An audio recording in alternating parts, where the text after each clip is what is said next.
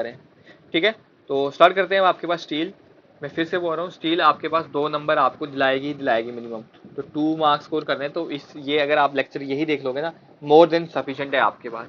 तो देखो सबसे पहले जो स्टील का डिजाइनिंग होता है वो आपके पास कौन से इंडियन स्टैंडर्ड के अकॉर्डिंग होता है, इंडियन स्टैंडर्ड 800। अब ये दो थे, एक था आपके पास वर्किंग स्ट्रेस मेथड पे, वो था 1984 वाला। तो जो आपका रिवेटेड कनेक्शन है वो आपके पास इसी से डिजाइन होता है आपके पास 1984। और आपके पास IS 800 2007 का है, जिसमें आपके पास लिमिट स्टेट मेथड है, और लिमिट स्टेट के अकॉर्डिंग आपके पास बोल्टेड कनेक्शन आता है आपके पास। और आपके सिलेबस में कौन सा रिवेटेड है, मेनली ये याद रख लेना, अगर हो सके तो साल को भी याद रख लेना। ठीक है, अब देखो बेनिफिट क्या होते हैं आपके पास स्टील को यूज करने के। तो स्टील के सबसे पहले ये होता है कि आपके पास इसका वेट क्या होता है, बहुत कम होता है आपके पास। ठीक है, तो अगर वेट कम है तो आप बहुत बड़े बड़े स्ट्रक्चर बना सकते हो in comparison to concrete. Concrete का देख रखो आपने 2 या 3 स्टोरी तक ज्यादा यूज करते हो, बट अगर आपको स्काई स्क्रैपर्स बनाना है आपके, तो उसमें आप क्या यूज करोगे, स्टील। आप देखो स्टील की ये जो फर्स्ट लाइन लिखी है मैंने, स्टील मेंबर है high strength per unit weight, तो इसका मैंने मतलब आपको समझा दिया, क्योंकि इसका वेट क्या होता है, कम होता है।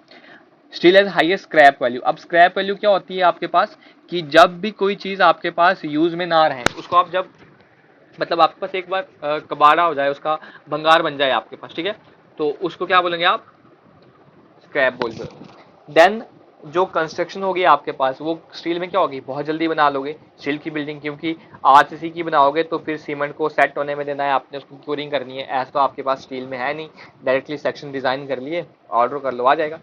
डक्टाइल मटेरियल होता है, तो डक्टाइल का क्या होता है, अगर आपके पास फेल होगा ना, तो फेलियर से पहले आपको ये कुछ साइन जो है शो कर देगा, जैसे क्रैक्स आ जाएंगे आपके पास। तो जो अगर ब्रिटल फेलियर होगा ना, तो ब्रिटल फेलियर क्या करता है, आपको कोई भी आपके पास हाँ साइन नहीं देता, या सिंपली वार्निंग नहीं मिलती आपके पास, अचानक से बिल्डिंग गिर जाती है। देखो इसको याद कैसे रखना है, ब्रिटल है तो मतलब बिस्किट याद रख लो। बिस्किट भी देखो, अगर चाय में डुबा के आप इसको खा रहे हो तो अचानक से गिर जाएगा ना आपके पास, तो वो याद रख सकते हो। अब देखो इसमें हम फैक्टर ऑफ सेफ्टी भी कंसिडर करते हैं, जो स्टील के लिए होता है आपके पास, that is 1.15 according to LSM। अब देखो ये फैक्टर ऑफ सेफ्टी क्या होता है आपके पास, कि आपने जो डिजाइन कर रखा है उसको आप 15% और इंक्रीज कर लोगे आपके पास। क्यों, कोई मुझे बता सकता है, ताकि आपके पास क्या हो, सेफ्टी इंश्योर हो। ठीक है,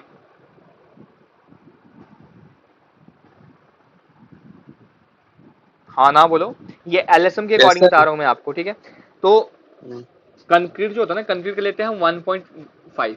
आप बोलोगे 1.5 क्यों लेते हैं, क्योंकि देखो कंक्रीट जो होता है आपके पास, हमें जो फील्ड में होता है वहां पे बनाना होता है, तो फील्ड में आपके पास हो सकता है लेबर आपके पास उतनी स्किल्ड नहीं है, तो बहुत सारी चीजें आती, तो इसलिए हम इसको 50% से इंक्रीज करा देते हैं आपके पास। ठीक है, और ये आता है, अगर आपको पूछ ले, मान लो ये तो बता दिया मैंने आपको LSM के केस में, अगर WSM के केस में आपको स्टील का फैक्टर ऑफ सेफ्टी पूछ ले, तो दैट इज 1.8। ठीक है, अब देखो डिसएडवांटेज क्या है, कॉस्टली होता है, क्रोजन लग सकती है आपके पास। अब ये कुछ प्रॉपर्टीज होती हैं, ये याद रख लेना, कि जो यूनिट मास होता है स्टील का वो होता है 7850 kg पर मीटर क्यूब। आरसीसी का कितना होता है, 2500 kg पर metre cube.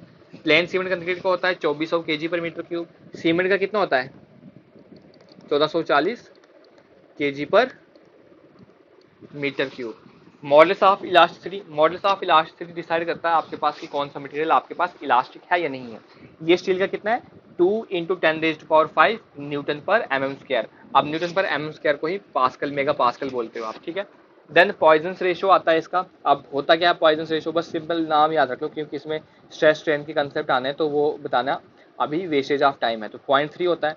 Modulus of rigidity, ये भी मॉडल्स ऑफ इलास्टिसिटी की तरह ही होता है आपके पास, तो इसकी वैल्यू होती है 0.796 × 10⁵ अब कोफिशिएंट ऑफ थर्मल एक्सपेंशन होता है, कि देखो जैसे मैंने आपको स्टील पढ़ाया, सॉरी रेलवे पढ़ाया, उसमें आपके पास स्टील के ही रेल्स होती हैं, तो आप ये बीच में स्पेसिंग प्रोवाइड करते हो, ताकि आपके पास जब बकलिंग की प्रॉब्लम अवॉइड हो।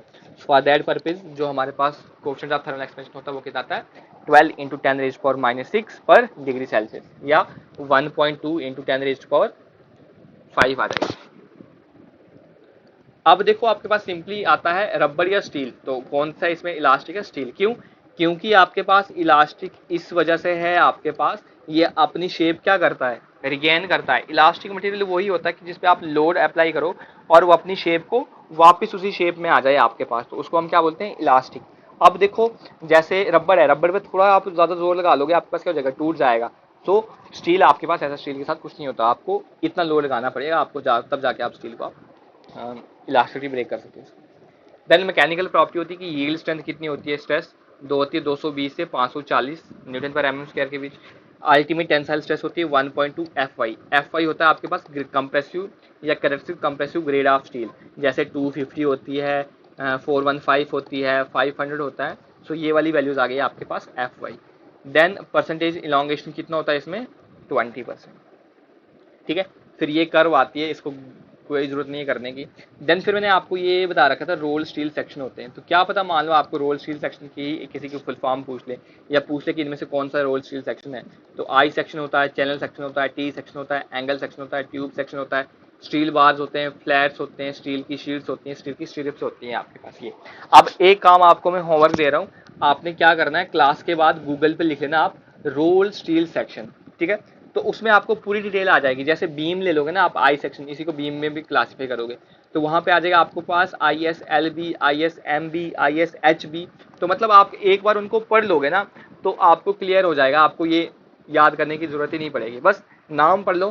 क्या पता आपको फुल फॉर्म पूछ ले ISLB क्या होता है या ISJB क्या होता है। तो इंडियन स्टैंडर्ड, IS हमेशा इंडियन स्टैंडर्ड आएगा, B फॉर बीम और J फॉर आएगा जूनियर। अगर हैवी वेट यूज कर रखा तो H लगा लेगा, लो होगा तो L लगा देगा, जूनियर है तो J लगा देगा। ठीक है, इस अकॉर्डिंग आपके पास क्लासिफिकेशन होगी। तो ये किस तरह से होते हैं आपके पास, ये मैंने इमेज यहाँ पे शो कर रखी हुई है इस तरह से। अब जैसे एंगल सेक्शन है तो एंगल दो टाइप के ही होंगे, इक्वल और अनइक्वल एंगल। अब देखो आई सेक्शन मतलब बीम इस तरह से लिखा होता है। देखो सबसे पहले आपके पास एक स्टील टेबल बुक होती है, उसमें हमें वैल्यूज इनका, models of simply moment of inertia देखना होता है, रेडियस ऑफ गायरेशन देखना होता है, तो वो चीज़ें आप कैलकुलेट नहीं करना पॉसिबल नहीं होती, तो उसके लिए हमारे पास एक बुक होती है, स्टील टेबल होती है। तो जैसे आपके पास स्टील टेबल में आपको क्वेश्चन आता है, हालांकि आपको नहीं पूछेगा, न्यूमेरिकल क्वेश्चन होता है, तो उसमें लिखा होता है ISLB 500 at the rate this value.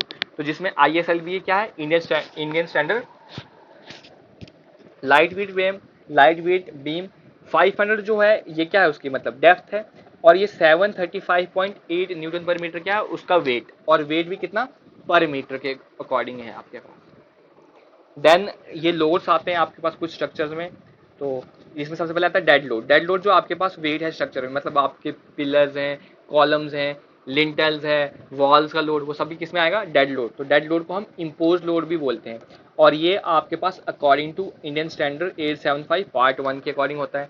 Live load, जैसे आप अभी किसी प्लेस पे, जैसे ऑफिस पे लोग जाएंगे दिन को और रात को खाली हो जाएगा, तो दिन को लाइव लोड कुछ अलग होगा, रात को अलग होगा। सो दैट इज IS 875 पार्ट 2 के अकॉर्डिंग है आपके पास, ठीक है। देन विंड लोड, सो विंड लोड जो है आपके पास वो किसके अकॉर्डिंग है, इंडियन स्टैंडर्ड 875 पार्ट 3 के अकॉर्डिंग है। एंड देन स्नो लोड, तो स्नो लोड आपके पास इंडियन स्टैंडर्ड 875 पार्ट 4 के अकॉर्डिंग है। विंड को भी आपको कंसिडर करना पड़ेगा, स्नो को भी आपको कंसिडर करना है। देन आता है आपके पास अर्थक्वेक लोड, तो अर्थक्वेक लोड आपके पास कौन से IS कोड में है, IS 1893 पार्ट 1। देखो आपके पास IS कोड के रिलेटेड भर भर के क्वेश्चन पूछ रखे, पिछली बार भी कम से कम 10 क्वेश्चन तो ऐसे ही होंगे जो IS कोड के रिलेटेड हैं, तो इसलिए मैंने आपको ये चीजें बता दी, याद कर लेना। ये तो बस याद रखना है, 875 पार्ट 1, पार्ट 2, पार्ट 3, पार्ट 4, और ये आता है 1893 पार्ट 1। तो देखो डेड लोड है तो पार्ट 1, लाइव लोड है तो पार्ट 2, विंड लोड है तो पार्ट 3, स्नो लोड है तो पार्ट 4। ठीक है, तो यहां तक किसी को कोई प्रॉब्लम बताओ, अगर प्रॉब्लम है तो पूछो, अदरवाइज हम आगे कंटिन्यू करते हैं रिविजन।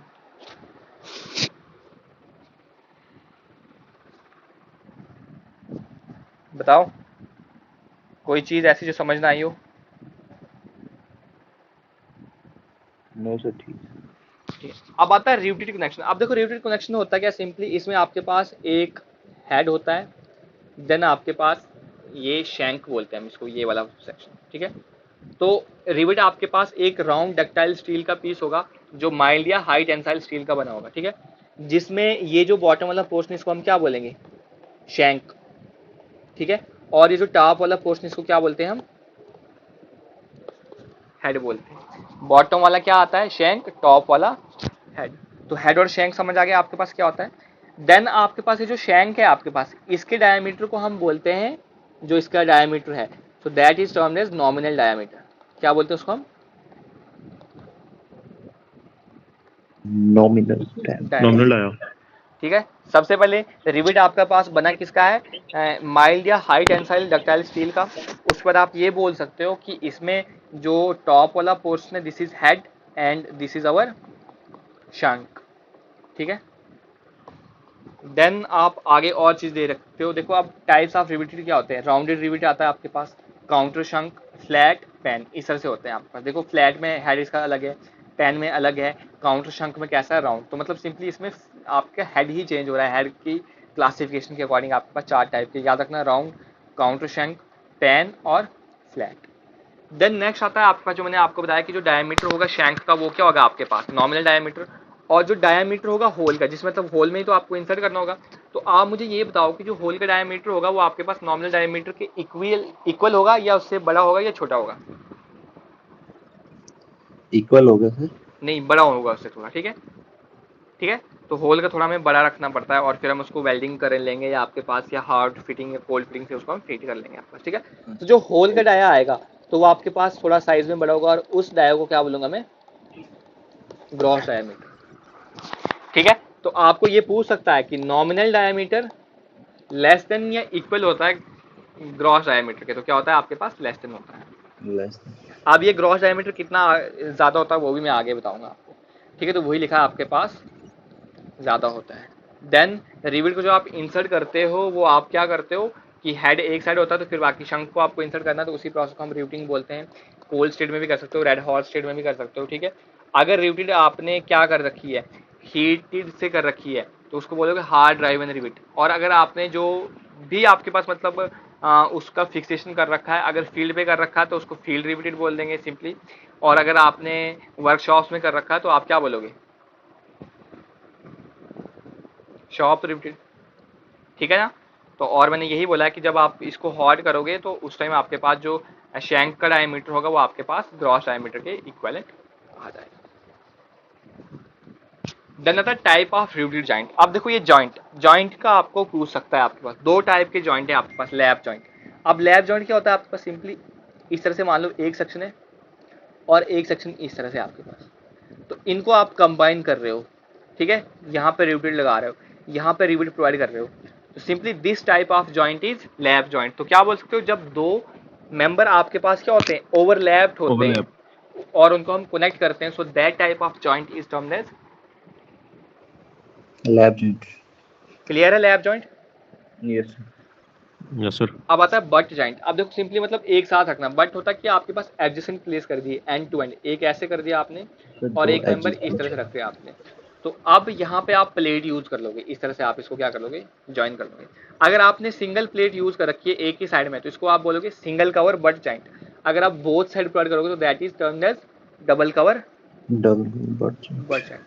तो वही लिख रखा है, two members to be connected placed and to an additional plate provided on either one or both side called as cover plate, ठीक है। जिसको आप मेन प्लेट के साथ कनेक्ट करोगे। अगर कवर प्लेट एक साइड में प्रोवाइड कर रखी है तो उसको क्या बोलेंगे हम, single cover but side butt joint. अगर दोनों साइड प्रोवाइड कर रखी है तो डबल कवर बट जॉइंट। ये देखो लैब जॉइंट इस तरह से हो रखा है आपके पास और this one is our lab joint and this one is butt joint. Visible हो जाएगा आपको ये।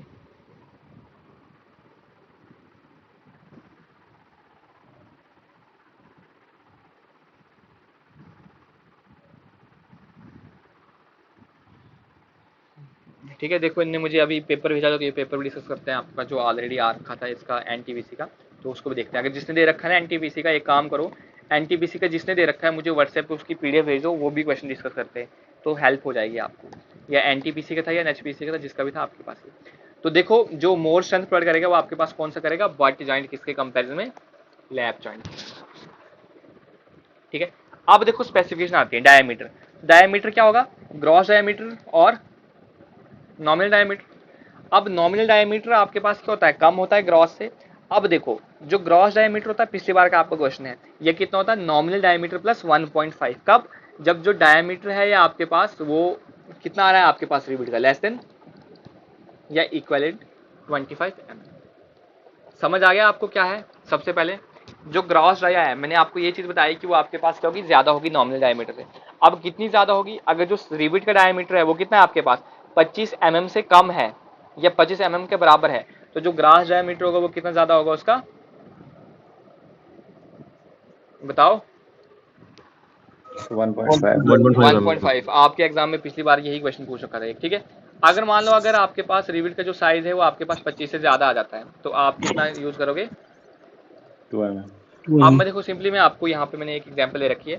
तो नॉमिनल डाया यहाँ पे लिखो, अगर नॉमिनल डाया जो है आपके पास मतलब किसका, रिविट का, तो वो है आपके पास 20 सेंटीमीटर। तो ग्रॉस डाया कितना होगा आपके पास? 21.5। बिल्कुल सही। यार ये सेंटीमीटर नहीं लिख लेना, ठीक है। ये सेंटीमीटर पढ़ करते पूरी हालत हो जानी। अगर आपके पास नॉमिनल डाया मान लो 30 है, just example point of view से, तो ग्रॉस डाया कितना हो जाएगा आपके पास? 32 सर। बिल्कुल बिल्कुल बिल्कुल, बस एक नंबर आपका कंफर्म आ जाएगा इस क्वेश्चन से। या पता है इस बार ना आप कुछ इस बार पिच वगैरह पूछ ले कुछ भी, वो उस पर डिपेंड करता है आपके पास। अब देखो यहाँ पे मैंने सिंपली कुछ टर्म्स क्लासीफाई डिफाइन करवानी थी जिसको हम बोलते हैं पिच। अब पिच देखो, और यहाँ पे देखो लोड लग रहा है आपके पास, ये मतलब फोर्स लग रही है आपके पास, ठीक है। अब P for pitch, P for parallel, देखो मैंने कैसे याद रखा है, P for pitch, P for parallel. तो जो डिस्टेंस आपके पास सेंटर ऑफ रिविट से पैरेलल हो या मतलब डायरेक्शन में हो किसके, लोड के, अब यही डायरेक्शन लोड की है, यही डिस्टेंस आप मेजर कर रहे हो, तो एक तो आप बोल सकते हो पैरेलल या in the direction of force, so that is termed as pitch. इसको क्या बोलेंगे हम, पिच। अब ये देखो एडजेसेंट, ये सिंपली आपके पास क्या होगा, परपेंडिकुलर डिस्टेंस बिटवीन रिविट्स, तो that is termed as gauge. अब देखो in the direction of force, end पे कितना आप डिस्टेंस प्रोवाइड करोगे, तो simply that is, And distance. और in perpendicular direction that is, Edge distance. समझ आ गया। रिविटेड के बीच का डिस्टेंस पिच डिस्टेंस क्या होता है, गेज डिस्टेंस क्या आ गया, end distance edge distance. P for pitch, P for parallel, तो मतलब सेम आएगा। तो अगर ये पैरेलल हो रहा है तो गेज क्या आता है, परपेंडिकुलर आ जाएगा। उसके बाद देखो एंड, तो मतलब पी और डी आपके पास अप्रोक्स सेम होता है, तो एंड डिस्टेंस भी पैरेलल वाला आ जाएगा। तो इस तरह से कुछ अपने शॉर्ट ट्रिक्स बना के आप इसको याद कर सकते हो। तो बताओ समझ आ गया, pitch, gauge, end distance, edge distance. तो वही लिख रखा है आपके पास। गेज क्या होता है, centre to centre distance between consecutive rivet measure along the width of the connection, ठीक है। पिच क्या होता है, between two consecutive rivet measure along the rivet row of rivet. तो मिनिमम पिच आपको कितना प्रोवाइड करना होता है, क्वेश्चन आपका प्रीवियस ईयर ये था। सो मिनिमम पिच जो 2.5। आपको प्रोवाइड करना होता है that is our 2.5 times the nominal diameter of rivet. तो रिविट के नॉमिनल डायमीटर के कितना प्रोवाइड करना होता है, 2.5। आप देखो मैं आपको बिल्कुल नॉमिनल डायमीटर है आपके पास रिविट का 20 mm, सो पिच डिस्टेंस कितना होना चाहिए आपके पास मिनिमम,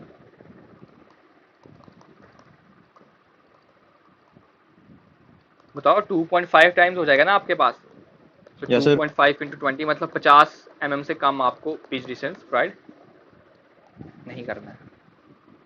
समझ आ गई? अरे हाँ ना बोलो कुछ तो कुछ। Yes sir. तो देखो ये अब मैंने कुछ यहाँ पे मैक्सिमम पिच कितना होता है आपके पास in case of a tension member 16 T, T thickness होगी आपके पास, और या तो 200 mm, इनमें से जो छोटी वैल्यू होगी उसको आप प्रोसीड करोगे। कंप्रेशन के केस में 12 टी और 200 mm में से जो वैल्यू आपके पास क्या होगी, विच एवर इज लेस। देखो ये कुछ स्पेसिफिकेशन है कि मैक्सिमम पिच और मिनिमम गेज डिस्टेंस कितना होगा, 2.5 nominal diameter of bolt. Minimum age distance कितना होगा आपके पास, मशीन कट एलिमेंट है आपके पास तो 1.5 डायमीटर ऑफ बोल्ट होल, मतलब ग्रॉस वाला, ठीक है। और अगर हैंड कट है तो 1.7 टाइम ले लेंगे उसको, ठीक है। ये यहाँ पे देखो ये याद कर लेना। उसके बाद मैक्सिमम कितना होता है, 12 इंटू थिकनेस इंटू स्टिफनेस वाला आता है, ये स्टिफनेस कोएफिशिएंट मान लो इसको। तो स्टिफनेस कोएफिशिएंट निकालते हो आप directly √250 divide by F Y. F Y क्या होता है, characteristic compressive grade of steel की, या तो वो 250 हो सकती है या 500 हो सकता है या 415 हो सकता है, ठीक है। देन मैक्सिमम पिच कंप्रेशन के लिए कितना होता है, टेंशन के लिए कितना होता है, मैंने आपके पास ये बता दिया। और जो थिकनेस लेते हो थिनर प्लेट की लेते हो, मान लो 2 प्लेट आ रखी है तो उनमें से जो थिन होगी उसको आप कंसिडर करोगे, क्योंकि अगर आप थिन के लिए मतलब डिज़ाइन कर लोगे ना, अगर थिन को आप स्ट्रेंथ प्रोवाइड कर दो मतलब वो सेफ है तो थिक वाला आपके पास ऑलरेडी हो जाएगा, क्योंकि अगर पतले आदमी आपके पास सिंपली चल रहा है आपके पास, जैसे मान लो अगर पतला आदमी कोई लोड बियर कर रहा है आपके पास, तो क्या मोटा आदमी उसको लोड बियर कर पाएगा? बिल्कुल, इसीलिए आपके पास ये है। ठीक है, तो वही देखो लिख रखा है आपके पास, ये इंडियन स्टैंडर्ड के हिसाब से क्या, देखो ये लाइनें पढ़ लेना।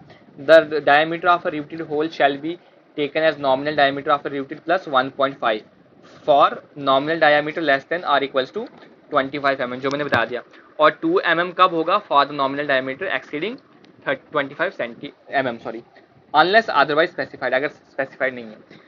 तो ये देखो ये चीज लिख रखी है आपके पास कि जो डायमीटर है बोल्ट होल का shall be taken as nominal diameter of a bolt plus 1.5 unless specified otherwise. अगर आपके पास कुछ मेंशन नहीं है तो आप 1.5 आप ऐड कर सकते हो। ये हमारे पास कौन बोलता है?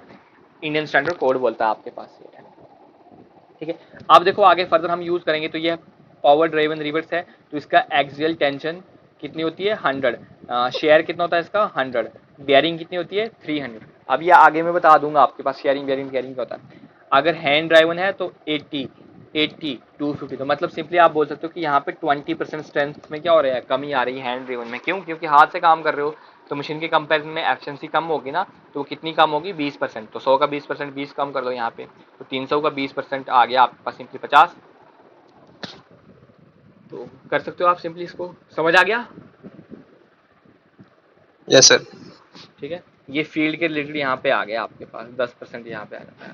ठीक है, ये अप्रॉक्स 20 के बराबर बोल सकते हो। और जो फील्ड में आएगा वो आपके पास एक्सेल आ जाएगा 90, शेयर आएगा 90 और बियरिंग आएगा 200। अब देखो ये बोल रखा है where the end distance of a rivet or bolt that is edge distance in the direction which it bears is less than the limit of twice the effective diameter of a rivet the permissible stress. तो मतलब ये आप चीज़ें जो है इनको एक बार नजर दे देना। मैंने जितनी भी आपके पास ये स्लाइड है यहाँ पे ये ऐड कर रखी है इंडियन स्टैंडर्ड की। मिनिमम पिच कितना होना चाहिए वो बता दिया, मैक्सिमम कितना होना चाहिए आपके पास वो भी बता देता है। आप एडजस्टेंट देखो 16T 200 mm, 12T 200 mm कितना होगा, 1.5 टाइम्स को कब एक्सीड करेगा कब एक्सीड नहीं करेगा। तो ये आप चीज़ें सभी देख लेना आपके पास। ये आपके पास कुछ एज डिस्टेंस रिलेटेड डायरेक्टली दे रखा है, अगर इतना डायमीटर है होल का तो इतना आपको प्रोवाइड करना ही होता है। ठीक है, देन आता है अब आपके पास फेलियर रिवेटेड के। अब रिवेटेड के फेलियर क्या क्या होता है? देखो सबसे पहले होता है शेयर फेलियर। अब देखो शेयर फेलियर क्या होता है? सिंपली शेयर मतलब इस तरह से रिवेट है ना आपके पास, तो इसकी जो शेप है ना वो चेंज हो जाएगी। मान लो कुछ इस तरह से बन जाएगा आपके पास, ठीक है, तो शेप में चेंज आ जाएगा। अब ये शेप में चेंज कैसे आ जाएगा आपके पास? जब जो जिसके लिए आपने डिजाइन कर रखी है, ध्यान सुनना, जिसने आपने डिजाइन कर रखी है, मान लो आपने डिजाइन कर रखा है 100 किलो न्यूटन का और लोड लग रहा है आपके पास 105 किलो न्यूटन का, तो ऐसा चेंज आ जाएगा, इसमें ये नहीं आएगा। आ जाएगा सर। ठीक है, तो सिंपली आप बोल सकते हो कि प्लेट स्लिप हो रखी है आपके पास। तो प्लेट स्लिप कब हो जाएंगी आपके पास? रिवेटेड में exceed the working shear stress in the rivet, shear stress are generated because of the plate slip due to the applied force. ये देखो इस तरह से आपके पास फ्रैक्चर आ जाता है। देन सेकंड आता है शेयर फेलियर ऑफ प्लेट। पहले रिवेट का हुआ है, अब किसका हुआ है? प्लेट्स का। तो शेयर फेलियर ऑफ प्लेट्स जो होता है ये आप कब हो जाता है? जब आपने लेस एज डिस्टेंस जो है वो प्रोवाइड कर दिया। आपको पूछा जाएगा कि ऐसा कौन सा फेलियर है जो एज डिस्टेंस की मतलब मिनिमम एज डिस्टेंस आपने प्रोवाइड जितने रिक्वायरमेंट थी उतना नहीं कर रखा, तो कौन सा हो जाएगा आपके पास? Shear failure of plates. तो शेयर फेलियर ऑफ प्लेट्स को अगर आप मतलब जितना एज डिस्टेंस बता रखा है इंडियन स्टैंडर्ड कोड ने, अगर उतना प्रोवाइड कर लोगे तो क्या आपके पास शेयर फेलियर होगा? नहीं होगा ना आपके पास शेयर फेलियर। ठीक है, तो शेयर फेलियर को हम क्या करते हैं? ओवरकम कर सकते हैं। ये डायरेक्टली याद रखना आपके पास ये कुछ 3-4 फेलियर है आपके पास। एक शेयर फेलियर ऑफ रिवेट, ठीक है, ये 3 फेलियर ही आपके पास एंड में आ जाएंगे। मैं आपके पास बताऊंगा कौन कौन सा आएगा। ठीक है, 2 रिवेट के आते हैं, 1 प्लेट का आता है। ठीक है, then shear failure of plate तो आप प्रोवाइड कर सकते हो। Then tension failure of plate. तो टेंशन फेलियर क्या हो जाएगा आपके पास? सिंपली कि यहाँ पढ़ो, the tensile stress in the plate at the net cross section में exceed the working tensile stress. तो tearing failure occur when the rivets are stronger than the plates. देखो सिंपली आपको मैं समझाता हूँ इसका क्या टीयरिंग फेलियर कब होगा। जैसे आपके पास मतलब आप लकड़ी है ना आपके पास, तो पतली सी लकड़ी है कोई आपके पास और आप उसमें कील लगा रहे हो, और कील भी आप लगा रहे हो 6 इंच वाली, तो बताओ आपके पास वो जो लकड़ी होगी वो टूटेगी या नहीं टूटेगी? टूट जाएगी सर।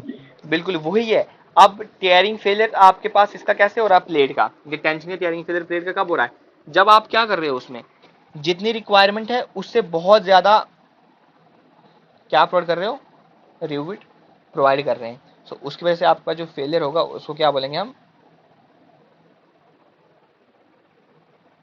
Tearing failures. बिल्कुल। समझ आ गया, ये नहीं आया समझ, बताओ। आ गया सर। देन आता है स्प्लिटिंग ऑफ प्लेट। तो स्प्लिटिंग ऑफ प्लेट भी आपके पास किसकी वजह से अवॉइड होता है, मतलब अगर आप जितना प्रॉपर एज डिस्टेंस है वो प्रोवाइड कर लो तो आपके पास स्प्लिटिंग ऑफ प्लेट भी नहीं होगा। तो इसको भी आप क्या कर सकते हो, अवॉइड करवा सकते हो, ठीक है। देन आता है बियरिंग फेलियर ऑफ प्लेट। तो मतलब कितना लोड है आपके पास उसको बियर करने के रिलेटेड आप इसको डिजाइन करोगे, तो simply that is bearing failure of plate. समझ आ गया।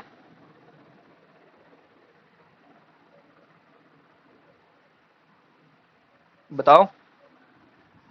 अब देखो आपने डिजाइन किसके लिए करना होता है, सबसे पहले शेयरिंग फेलियर ऑफ रिविट को डिजाइन करना है आपने, ठीक है। किसको किसको डिजाइन करना है बताओ। Tearing failure of river. Shear failure of trivets. बिल्कुल। उसके बाद आपने डिजाइन करना है bearing failure of plates, Plates. ठीक है। 4 5 ये, और बियरिंग फेलियर ऑफ रिविट, तो मतलब कितना ये आपके पास लोड बियर कर सकता है। बस इन तीन चीजों के लिए आपने क्या करना होता है, डिजाइन करना होता है आपको। कौन कौन सा, shearing failure of Bearing rivet, failure of bearing failure of rivet, और tearing failure of plates. Plate, ठीक है, ये वाला। या सिंपली आप इसको स्प्लिटिंग ऑफ या बियरिंग फेलियर ऑफ प्लेट कोई भी बता सकते हो आप, एक इसमें से कर सकते हो। तो बताओ समझ आया आपको या नहीं आया ये, ठीक है। अब देखो अजम्पशन क्या मेज करते हैं जब हम डिजाइन करते हैं आपके पास प्लेट्स का, तो सिंपली आप बोलोगे कि जो स्ट्रेट रिविट्स हैं वो इक्वली स्ट्रेच्ड है। देखो अब मान लो इस तरह से आपके पास सेक्शन है कोई, तो ये मान लो, तो रिविट इस तरह से प्रोवाइड है, तो आप खुद बता सकते हो जो मतलब क्रिटिकल सेक्शन आ गया, मान लो जैसे ये क्रिटिकल सेक्शन है आपके पास, तो इस पे लोड क्या होगा, ज्यादा होगा, इस पे लोड क्या होगा, मतलब थोड़ी स्ट्रेचिंग इसमें क्या होगी, कम होगी। तो आप बोलोगे कि जो रिविट्स हैं इन पे हर इक्वल अमाउंट ऑफ स्ट्रेस है, ये आप एज्यूम करोगे, ठीक है। और आपने ये बोलना है कि जो रिविट का होल है मतलब नॉमिनल डाया प्लस जितना आपको वो प्रोवाइड करना है एक्स्ट्रा, तो या ग्रॉस डाया आपको हमेशा कंप्लीटली फिल कर देना है आपके पास। आप देखो प्लेट्स हैं, तो जैसे मैंने आपको हाईवे में पढ़ाया कि फ्रिक्शन डेवलप होता है कोई भी दो बॉडी जब कांटेक्ट में आती है, तो आपने उसको भी निगलेक्ट करना है। अगर फ्रिक्शन डेवलप होगा वो तो आपके पास सेफ साइड आएगी ना, क्योंकि लोड जैसे मान लो आपके पास 100 किलो न्यूटन का आपके पास क्या है लोड लग रहा है, उसमें से मान लो 5 किलो न्यूटन आपके पास फ्रिक्शन ही डेवलप करके उसको रजिस्ट करवा रही है। तो आपने इसको एज्यूम नहीं करना है, आप पहले से 100 के लिए आप क्या करोगे, डिजाइन करोगे, और 5 आपको एक्स्ट्रा करा देगा, तो ये एक्स्ट्रा सेफ करवा देगा ना आपको, सेफ्टी प्रोवाइड कर देगा। तो बेंडिंग जो होगी वो रिविट्स की हमें ये करना है कि वो बेंडिंग ऑफ रिविट्स क्या हो जाएगी, निगलेक्टेड आ जाएगी, इसको हमने इग्नोर करना है, मतलब एज्यूम करना है। जो स्ट्रेस होगी प्लेट में वो यूनिफॉर्म माननी है, बेंडिंग स्ट्रेस जो होगी वो प्लेट्स और रिविट में क्या होगी, सेम होगी, और शेयर स्ट्रेस हम एज्यूम करेंगे आपके पास क्या हो रही है, यूनिफॉर्मली डिस्ट्रीब्यूट हो रही है। अब देखो आता है आपके पास डायमंड रूटिंग, सिंपली, और आता है आपके पास चेन रूटिंग, और आती है आपके पास जिगजैग रूटिंग, या इस जिगजैग रूटिंग को हम दूसरी टाइप की कौन सी रूटिंग बोलते हैं, स्टैगर रूटिंग बोलते हैं, ठीक है। तो देखो जो आपके पास सिंपली फर्स्ट लेते हैं आपके पास चेन रूटिंग। तो चेन रूटिंग में देखो यहाँ पे मान लो कितने रिविट्स हैं, 2 3 4 5 6 7 8 9, 9 रिविट्स यहाँ है, 9 रिविट्स आपके पास यहाँ पे भी। तो इसको कौन से बोलेंगे हम, जब equal number of rivets both side present हो, so that type of routing is termed as, बताओ। बिल्कुल। अब देखो इक्वल नंबर ऑफ रिविट्स तो आपके पास प्रोवाइड है, पर इनके बीच में कोई प्रॉपर लेयरिंग नहीं है, मतलब सिंपली कुछ एंगल में प्रोवाइड कर रखे हैं आपके पास, जिगजैग मोशन में है। तो simply this type of routing is termed as zigzag routing, या इसको आप स्टैगर रूटिंग भी बोल सकते हो, ठीक है। इसको आप स्टैगर भी बोल सकते हो, देखो स्टैगर भी लिखा हुआ है। देन आता है डायमंड। अब डायमंड में क्या होता है आपके पास सेंटर से, ये स्टार्टिंग में 1 है, फिर 2 होगा, फिर 3 हो रहे हैं, फिर मतलब मान लो अगर नेक्स्ट पे करना है तो 4 आ जाएंगे। तो सेंटर से अगर एजिस के अबाउट में जाओगे तो क्या होते हैं, डिक्रीज होते हैं, और अगर एजिस से सेंटर की तरफ जाओगे तो क्या हो जाएंगे, नंबर ऑफ रिविट इंक्रीज होंगे यार। समझ आ गई डायमंड रिविटिंग? सर एक बार रिपीट करो। देखो डायमंड में क्या होगा, अगर एज से सेंटर की तरफ जा रहे हैं हम, तो पहले लाइन में एक आ रहा है, फिर दो आ रहे हैं, फिर तीन आ रहे हैं, ठीक है। ये देखो मान लो एक आ रहा है, फिर दो आ रहा है, फिर तीन आ रहा है, फिर मान लो चार आ रहे हैं, ठीक है। अब बट अगर सेंटर से आप एज के अबाउट में जाओगे तो कितने आएंगे? पहले चार आ गए, फिर तीन आ गए, फिर दो आ गए, फिर एक आ गया।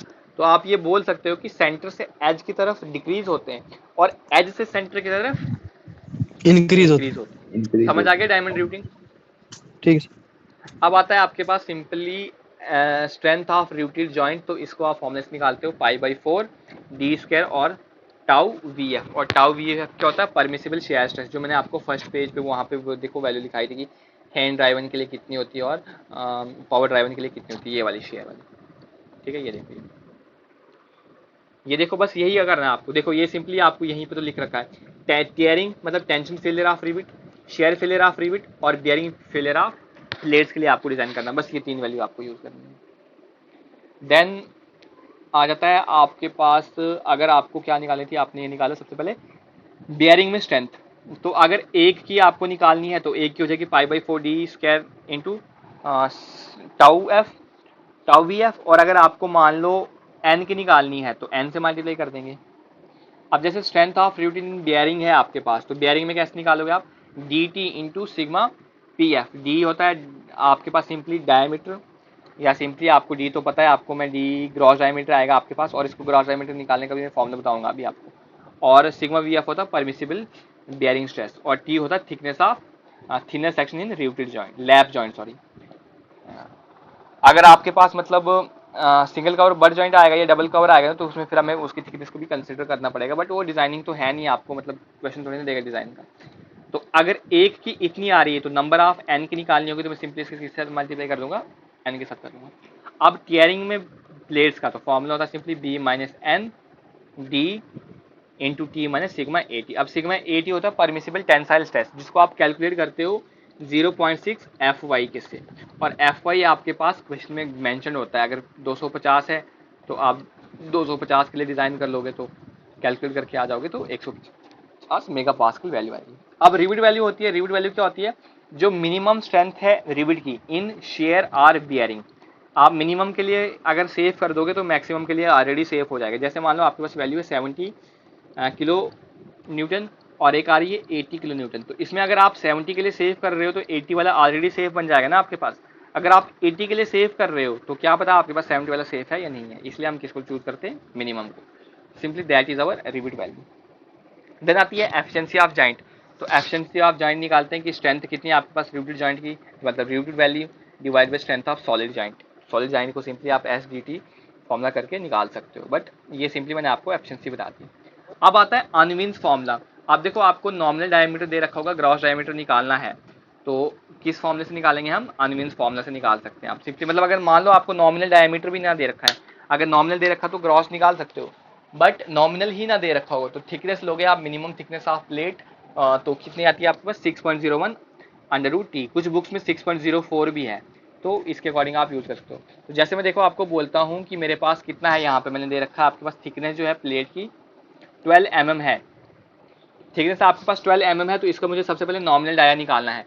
तो क्या निकालूंगा मैं? 6.01 रूट 12, तो मेरे पास वैल्यू आ गई 20.819 mm। अब ये जो वैल्यू होती है हमारे पास, ये फॉर्मूला अप्रॉक्स होता है, तो हमें मतलब थोड़ा इससे कम प्रोवाइड करना होता है। अगर 20.819 आ गया आपके पास तो इसको आप एक्चुअल में कितना प्रोवाइड करोगे? 20 प्रोवाइड कर दोगे। अगर नॉमिनल 20 आ गया तो ग्रॉस कितना आएगा बताओ जरा? अगर नॉमिनल डाया 20 है तो ग्रॉस कितना आएगा? 21.5। बिल्कुल 21.5। ठीक है, आप बस फॉर्मूला लगा दो सबसे पहले, शेयर का लगा दो π/4 D square into tau V F.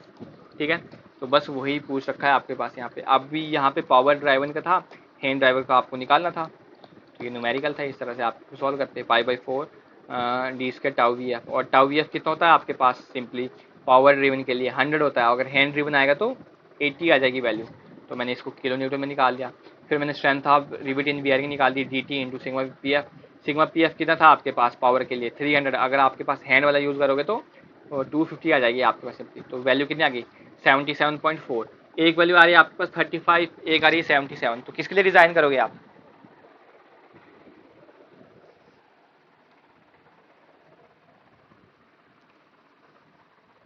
बताओ, अगर मिनिमम को सेव करोगे तो मैक्सिमम सेव हो जाएगा ऑलरेडी या नहीं?